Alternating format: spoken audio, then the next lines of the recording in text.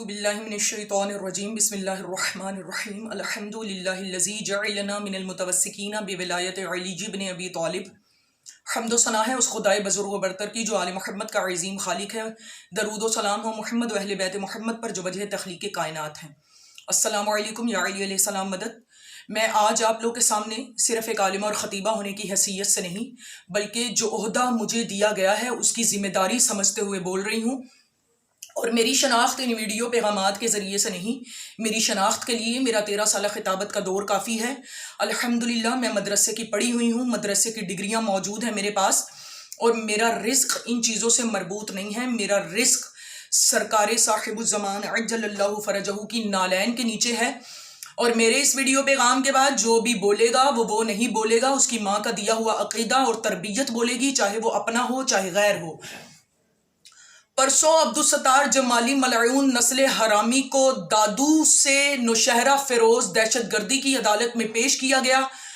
جہاں ریاست مدینہ کے سرکاری وکیل نے اس بازاری ماں کے بازاری بیٹے کی حمایت کی اور جج نے اس کی تائید کرتے ہوئے اس پر لگی جو دہشت گردی کی دفعات تھیں ان کو مسترد کر دیا، خارج کر دیا، اور اس ملعون کا مقدمہ عام دادو کی عدالت میں چلانے کا فیصلہ دیا. ایک ملعون گستاخ رسول، گستاخ اولاد رسول، مسلمانوں کی ریاست میں مسلمانوں کے رسول کو، اہل بیت علیہم السلام کو سر عام گالیاں دے کر پوری دنیا میں وہ ویڈیو وائرل کرتا ہے اور اس کے خلاف پورے ملک میں احتجاج اور ریلیاں نکلتی ہیں. کیا یہ دہشت گردی کے زمرے میں نہیں آتا؟ اور میرا سوال ہے ملت کے ان لوگوں سے کہ اس ملعون نے صرف امام کی شان میں گستاخی نہیں کی بلکہ امام کی جدہ سیدہ طاہرہ حجاب اللہ بی بی پر بھی شتم کیا گیا. العجل العجل کے نعرے لگانے والے اور اپنے آپ کو وکیل حق زہرا کہلوانے والوں کی غیرت اس ویڈیو وائرل ہونے کے بعد کہاں چلی گئی؟ میں بالخصوص پاکستان اور بالعموم دنیا کا ہر وہ کونا جہاں تک یہ میرا پیغام جا رہا ہے اور جہاں جہاں میرے مولا کے عزادار اور جانثار بستے ہیں، میں ان سے سوال پوچھتی ہوں کہ کیا پاکستان میں چیئرمین تحفظ عزاداری کونسل آغا رحیم جعفری صاحب ہی مولا امام زمانہ عجل اللہ فرجہ کے سچے وکیل اور سچے سپاہی رہ گئے جنہوں نے اپنی مدعیت میں اس ملعون کے خلاف FIR کٹوائی؟ اور ان کے ساتھ جو گنے چنے مومنین ہیں، کیا وہی ملت کے مجاہد رہ گئے؟ باقی افراد ملت کہاں ہیں؟ کیا اس ملعون کو کیفر کردار تک پہنچانے کے لیے اور اس ملعون کا مقدمہ آگے بڑھانے کے لیے ہمیں باقی افراد ملت کی ضرورت نہیں؟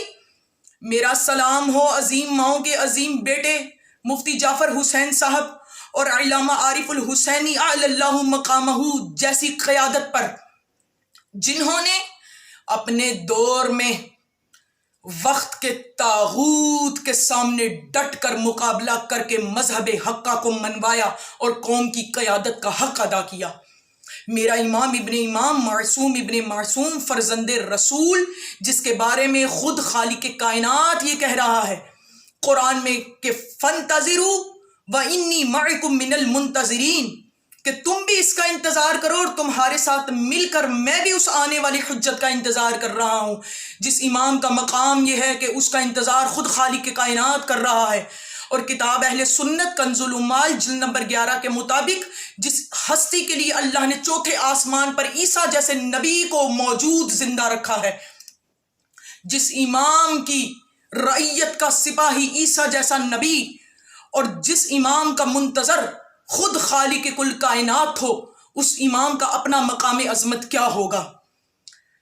جو لوگ مذہب حقہ کے بنیادی عقائد کو چھیڑ کر انتشار پھیلا رہے ہیں، وہ لوگ آج کہاں منتشر ہو گئے؟ جی ہم اس عالم کو منبر پر نہیں پڑھنے دیں گے، ہم اس واعظ کو منبر پر نہیں پڑھنے دیں گے. کیوں جی؟ یہ منبر آپ کے باپ کی جاگیر ہے، یہ منبر جاگیر ہے حجت کے باپ کی، اور حجت کے باپ کا ذکر کرنا ہر حلالی پر کل بھی واجب تھا، آج بھی واجب ہے. اور مجھ سمیت جتنے علماء اور واعظین جن کے خلاف آپ پولیس اسٹیشنوں میں جا کر FIR کٹواتے ہیں اور اس مجلس کے خلاف کبھی کسی کورٹ میں جا کر سٹے لیتے ہیں، کبھی کسی کورٹ میں جا کر سٹے لیتے ہیں، اور جو اس منبر کے حقیقی وارث ہیں امام زمانہ عجل اللہ فرجہ، جب ان کی ناموس کے لیے آواز اٹھانے کا وقت آیا تو آپ کی زبانوں پر تالے کیوں پڑ گئے؟ آپ کے قدم جمالی ملعون کے خلاف ایف آئی آر کٹوانے کے لیے کسی پولیس اسٹیشن میں جانے کے لیے کیوں ڈگمگانے لگے؟ خدا را اپنے خود ساختہ حصاروں میں جو لوگ محصور ہیں اپنے امام کے لیے باہر نکلیں، اور قوم کے سامنے مذمتی بیان دیتے ہوئے شرم آتی ہے تو کم از کم اپنی مدعیت میں اس ملعون کے خلاف ایف آئی آر ہی کٹوا دے، اور اگر وہ بھی کروانے کی طاقت نہیں رکھتے تو جس مرد مجاہد نے اپنی مدعیت میں اس ملعون کے خلاف ایف آئی آر کٹوائی ہے، کم از کم اس کے شانہ بشانہ کھڑے ہو کر اس ملعون کو کافر کردار تک پہنچانے میں ہمارا ساتھ دیں۔ اور کتنے افسوس کے ساتھ مجھے یہ جملہ کہنا پڑ رہا ہے کہ یہاں کسی قد آور شخصیت کا نکاح پڑھایا جائے یا جنازے میں شریک ہونا ہو تو مومنین کی بسوں کی بسیں جاتی ہیں۔ پرسوں دادو سے جب اس ملعون کو نوشہرہ فروز عدالت میں لے جایا گیا تو پاکستان میں کروڑ حاشیاں ہیں، اور میرے امام کی نصرت کے لیے 5 وکیل اور آغا رحیم جعفری سمیت 2 لوگ کورٹ میں پیش ہوئے۔ یہ اس سے بڑی امام کی اور مظلومیت کیا ہوگی؟ آج ہم لوگ یہ کہتے ہیں کہ کاش ہم کربلا میں ہوتے، ہم اپنے امام معصوم ابن معصوم امام حسین علیہ السلام کے لیے یہ کرتے، ہم کربلا میں موجود ہوتے،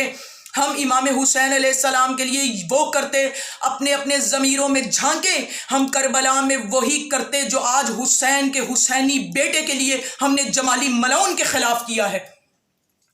جو اس مقدمے میں کھڑا ہو کر ناموس امام زمانہ عجل اللہ فرجہ کے لیے آواز بلند کرے گا، وہ یقیناً کربلا میں وہی کرتا جو لشکر